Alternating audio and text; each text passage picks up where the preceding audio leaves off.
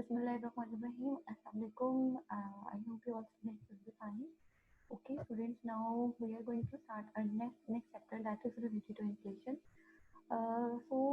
Internal terms we have already discussed that what is inflation. तो inflation में हमने कहा था कि जनरली जो प्राइस लेवल जो होते हैं वो हाई हो जाते हैं. से हमने कहा था कि too much money chases too few goods, बहुत ज़्यादा पैसों से बहुत कम चीज़ें बाय की जा सके, चेज की जा सके, तो उसको हम कहते हैं कि इसका मतलब है इकोनॉमी में इन्फ्लेशन जो होती है वो एग्जिस्ट करी है. इन्फ्लेशन के बारे में कहा था कि नेसेसरली हमेशा नुकसान की बात नहीं होती, इन्फ्लेशन अच्छी चीज़ होती है क्योंकि इससे पता चलता है कि इकोनॉमी ओवरऑल इम्प्रूव कर रही है.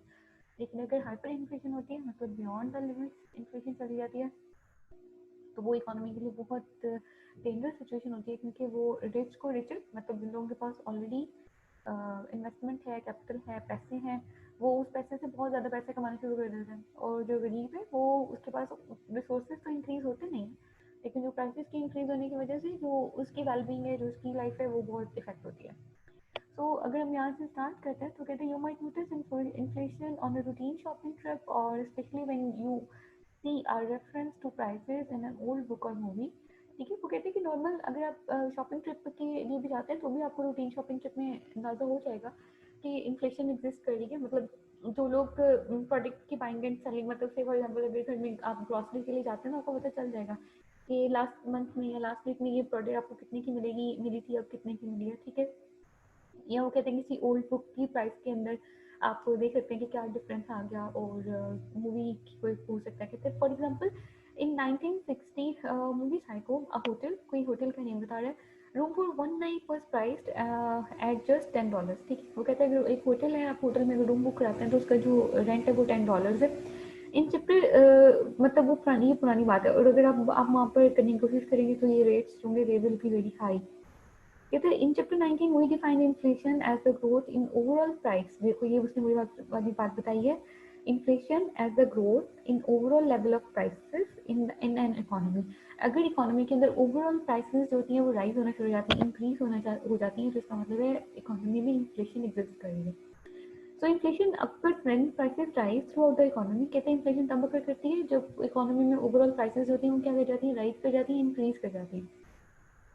When overall prices rise, जब overall prices increase होती हैं, this affects our budget. उसकी वजह से डेफिनेटली अब जहाँ पर पहले हम एक प्रोडक्ट को परचेज करने के लिए ₹100 स्पेंड कर रहे थे, अब उसी प्रोडक्ट के लिए हम 120, 30, मे बी 80, 180 जो हम स्पेंड कर रहे हैं, देन क्या होता है, it limits how much we can buy with our income. तो उसकी वजह से जो हमारी बाइंग पावर होती है ना, वो लिमिटेड हो जाती है, क्योंकि फिर हम उसकी वजह से जब बजट इफेक्ट होगा तो डेफिनेटली हमारे जो स्पेंडिंग पैटर्न है वो भी चेंज हो जाएंगे. On the other hand, when overall prices fall, our income goes further. कहते हैं on other hand when overall prices, जब ओवरऑल हमारी प्राइसेस होती है ना वो गिरती है ना, जो प्राइसेस डिक्रीज हो जाती है, तो our income goes further and we can buy more goods. ठीक है, तो किसी किससे हमारी इनकम भी जो होती है वो जब प्राइसेस जो होती है वो इंक्रीज हो जाएंगी, तो जो हमारी इनकम है उसके साथ हम लोग क्या करेंगे, we can buy more goods, हम और ज़्यादा चीज़ें जो होंगी वो परचेज कर सकते हैं. ठीक है, जैसे यहाँ पर इन्फ्लेशन वो होती है, एग्जिस्ट करती है ना, वैसे ही यहाँ पर एक डिफ्लेशन का टॉपिक भी एग्जिस्ट करता है. डिफ्लेशन की उसने डेफिनेशन आपको यहाँ बताई, deflation occurs when overall prices fall. अगर इकोनॉमी में ओवरऑल प्राइसेस फॉल कर जाती हैं तो डिफ्लेशन एग्जिस्ट करती है. अच्छा, यहाँ पर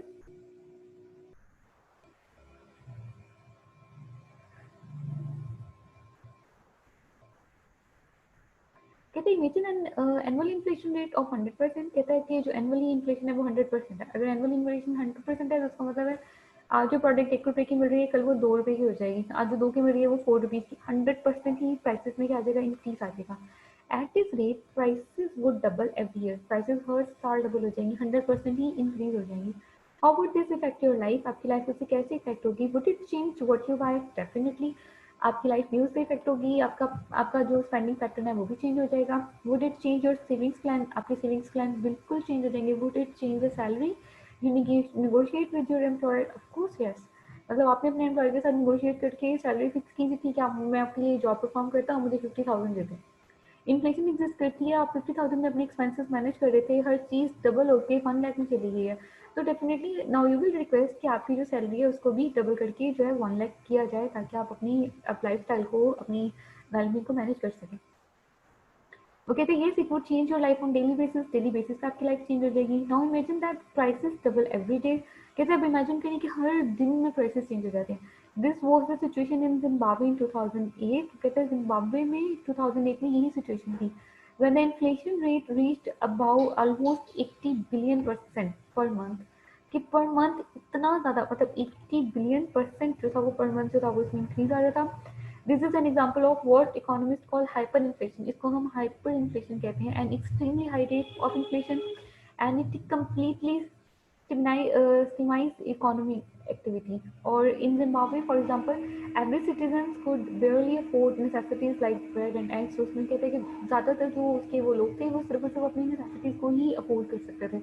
आप अगर उसकी छोटी सी एग्जाम्पल पाकिस्तान में चेक करें, जैसे अभी कोविड-19 आया, ठीक है, कोविड-19 की वजह से हमें लग रहा था कि बिजनेसेस जो हैं वो ऑफ हो जाएंगे, ठीक है, मतलब शॉप्स बंद हो जाएंगी. तो लोगों ने क्या करना शुरू कर दिया, मार्केट में रश करना शुरू कर दिया, like hand washes, sanitisers, mask, ठीक है, इस तरह की चीजें मार्केट से क्या हुआ, खत्म हो गई. लोगों ने इतना क्विकली इसको बाय कर लिया, ठीक है. अब क्या हुआ, मार्केट में चीजें अवेलेबल ही नहीं थी और ऑटोमेटिकली डिमांड बनने की वजह से उनकी प्राइसेस ऊपर चली गई. हर बंदे ने उसी टॉपिक के ऊपर काम करना शुरू कर दिया, प्रॉफिट अर्न करने के बारे में सोचना शुरू कर दिया. तो ऐसी जब सिचुएशन होती है जिसके अंदर उसमें भी बहुत ज़्यादा इकोनॉमी को जो है वो क्या होता है, लॉसेस होते हैं, लोग लोग बहुत ज़्यादा सफ़र करते हैं वहाँ पे. तो यहाँ पर ये सब चीज़ें कि मतलब वो इन्फ्लेशन क्या होती है, इन्फ्लेशन की कुछ एग्जांपल्स, हाइपर इन्फ्लेशन क्या होती है और डिफ्लेशन, ये एग्जांपल्स हमने यहाँ से करनी है. Next topic is related to how to measure inflation.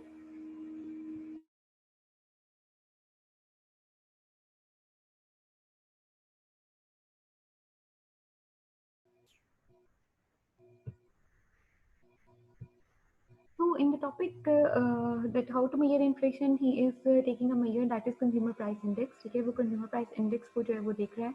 Consumer price index actually होता क्या है, कंज्यूमर प्राइस इंडेक्स में वो कहता है consumer price index is a major of the price level based on the consumption patterns of a typical consumer. ठीक है, consumer price index में हम करते पता है क्या लिखें, जो भी मतलब उसने कहा कि consumer price index are measure of the price level based on the consumption patterns of a typical consumer. ठीक है, हम किसी टिपिकल कंज्यूमर को लेते हैं, हम उसके कंजम्पशन पैटर्न चेक करते हैं, मतलब कि वो से फॉर एग्जांपल अगर आप टिपिकल कंज्यूमर में मुझे ले लेते हैं, ठीक है, मेरे सारे कंजम्पशन पैटर्न्स को चेक किया जाएगा.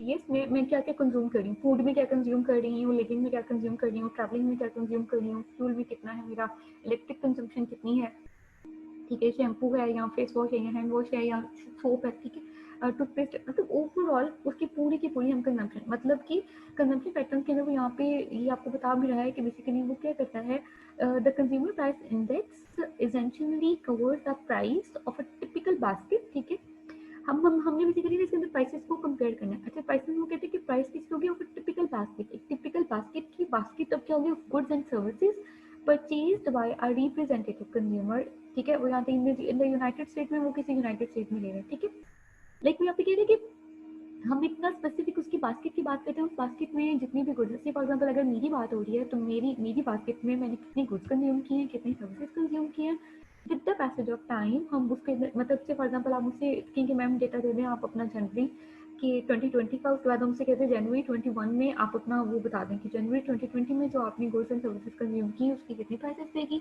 उसके बाद जनवरी 2021 में या फिर फरवरी इवन 2020 में, मतलब कोई भी जो ड्यूरेशन है उसके अंदर, मतलब जो भी आपकी गुड्स एंड सर्विसेज आपने कंज्यूम की थी, आप उनकी प्राइसेस बता दें. बेसिकली जब हम उन दोनों प्राइसेस को एक दूसरे के साथ कंपेयर करते हैं तो वहाँ से हम लोग इन्फ्लेशन को मेजर कर लेते हैं. तो इन्फ्लेशन और उस मेजरमेंट को हम क्या कहते हैं, कंज्यूमर प्राइस इंडेक्स, क्योंकि उसने कहा था कि it's a major of the price level based on the consumption pattern of a specific consumer or a typical consumer.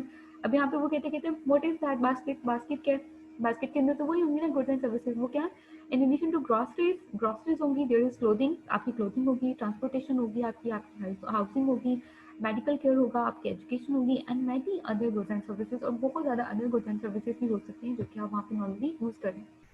तो इस पैराग्राफ से आप लोगों ने कंज्यूमर प्राइस इंडेक्स की डेफिनेशन करनी है. जो आपसे कह रहे हैं बास्केट की बात करें तो basket contains basically goods and services.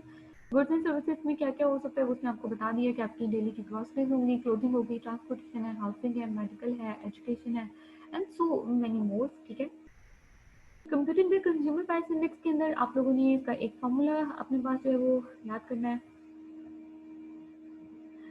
that is price index is equals to basket price divided by basket price in the base year multiplied by 100. ठीक है, बास्केट प्राइस का मतलब है अभी जो प्राइस मतलब जो अपनी रिसेंट मोस्ट रिसेंट प्राइस होगी हम उसको बास्केट प्राइस में और basket price in the base year भी हम एक ईयर को बेस ईयर कंसीडर करते हैं। ठीक है, लाइक हम अपनी जो भी उसकी होंगे उसकी प्राइस जो भी उसके पैटर्न होंगे हम उसको किसी एक स्पेसिफिक ईयर के साथ एक स्पेसिफिक मंथ के साथ जो है वो क्या करे होंगे कंपेयर करे होंगे। ठीक है, अब यहाँ पर बेसिकली हमें करना क्या होता है, कहते हैं using this formula you can confirm that the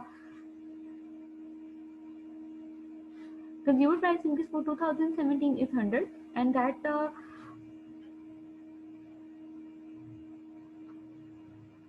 okay ये बेसिकली वो यहाँ पे कंज्यूमर प्राइस इंडेक्स को शो करना चाह रहा है। ठीक है, वो आपसे कह रहे हैं कि 2017 के अंदर जो उसकी प्राइस है वो 100 है and in the year of 2017 is 110 see in the last line of figure 21.3 it when the Bureau of the Labor Statistics computes the consumer price index for the United States it follows same basic steps। ठीक है, look at the same basic steps उन्होंने दिए थे। Number 1 define the baskets of the goods and the services and their appropriate weights। ठीक है, उन्होंने define किया कि जो हम बास्केट ले रहे हैं उसके अंदर कौन सी गुड एंड सर्विसेज इंक्लूड होंगी और उसके प्रॉपर वेट्स कितने होंगे। मतलब प्रॉपर वेट का मतलब अगर हम ग्रॉसरीज करें तो उसका एक प्रॉपर सा वेट असाइन करना पड़ेगा। मतलब उसके अंदर आप कितनी ग्रॉसरी ले रहे हो, कितने हेल्थ के वो ले रहे हैं, कितने एजुकेशन के एक्सपेंसेस ले रहे हैं, कितना मेडिकल वगैरह के सब कुछ। ठीक है, determine the prices of the goods across the periods. वो कहते हैं आप दोनों टाइम पीरियड के दरमियान में जो प्राइसेस हैं उनको डिटर्मिन करें।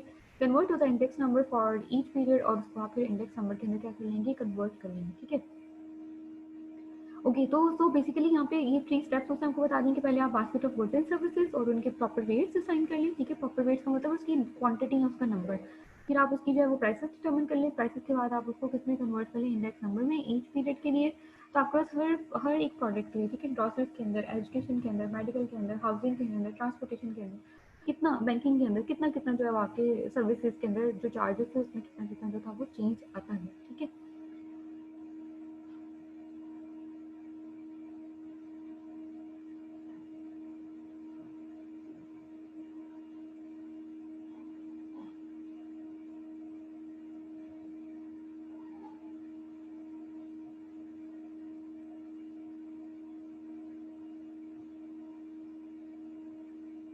ओके सो यहाँ पर ये आपने मुझे उसको जब हम कहते हैं हाउ टू मेजर इन्फ्लेशन में हम लोग कंज्यूमर प्राइस इंडेक्स को मेजर करते हैं और कंज्यूमर प्राइस इंडेक्स को मेजर करने के बाद अब यहाँ से हम लोग इन्फ्लेशन इन्फ्लेशन कैसे मेजर करते हैं। वो कहते हैं once the consumer price index is computed आप इसको कंज्यूमर प्राइस इंडेक्स को कंप्यूट कर चुके होते हैं। Economist use is to measure inflation rate, इसको इन्फ्लेशन रेट यूज मेजर करने के लिए यूज करते हैं।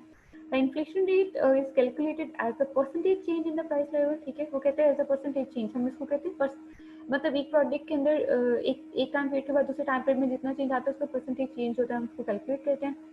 using the consumer price index as the price level, the inflation rate from the period 1 to period 2 is, अब उसका आपको फॉर्मूला बताया। इन्फ्लेशन रेट कैसे आएगा, P2 minus P1 divided by P1 into 100। ठीक है, अब यहाँ पे वो जो आपको एग्जांपल बता रहा था कि वो 110 से प्राइस जो थी वो पहली प्राइस थी 2017 की वो 100 थी, जो नेक्स्ट प्राइस आई वो 110।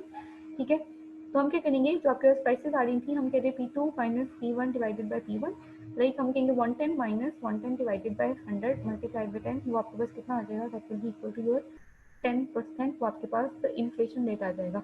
इसका मतलब है कि एक टाइम पीरियड से पीरियड 1 से पीरियड 2 में जाते जाते आपकी प्राइसेस क्या हो गई हैं, 10% इंक्रीज हो गई हैं। पहले जो प्रोडक्ट आपको 100 रुपीज़ में मिल रही थी अब वही प्रोडक्ट आपको 200 में मिल रही है।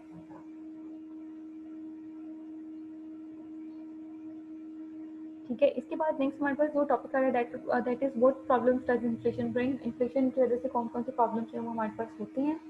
अब तक के लेक्चर के लिए अगर उसको कंक्लूड कर लें तो सबसे पहले हमने इन्फ्लेशन की डेफिनेशन और उसके एग्जांपल्स डिस्कस की थी। फिर हम लोगों ने डिफ्लेशन को डिस्कस किया, हाइपर इन्फ्लेशन को डिस्कस किया, फिर हमने डिस्कस किया हाउ टू मेजर इन्फ्लेशन।